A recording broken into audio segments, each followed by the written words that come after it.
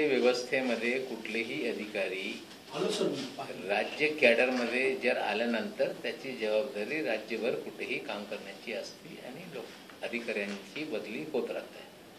बीडमध्ये केंद्रीकरणी चांगली कामगिरी केली आणि आता सिडकोला कार्यकारी अधिकारी औरंगाबाद यापदी त्यांची बदली करण्यात आली आहे.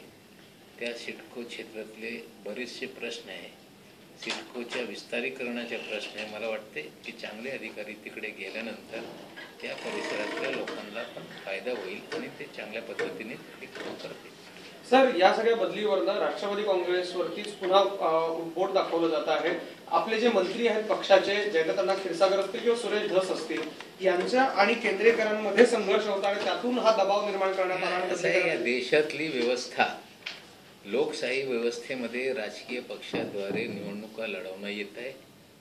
त्यानंतर त्या लोकशाही व्यवस्थेमध्ये राजकीय पक्षाची ज्यांची सत्ता असते, बहुमत असते, त्यांना सरकार चालवण्याचा अधिकार लोकशाही पद्धतीने देण्यात आलेला आहे. कुठले अधिकारी कुठे चांगली कामं करू शकताय, कुठल्या अधिकाऱ्यांचा उपयोग कुठे करता येते, हा ॲडमिनिस्ट्रेटिव्ह डिसिजन असता आहे. आणि या राज्याचे मुख्यमंत्री त्या खात्याचे सर्व आहेत, त्यांनी घेतलेला एखादा निर्णय योग्य आहे आणि अधिकाऱ्यांना जी जबाबदारी दिली ती जबाबदारी त्यांनी पाळली पाहिजे. मला वाटते तो चांगला अधिकारी तसंच असतो.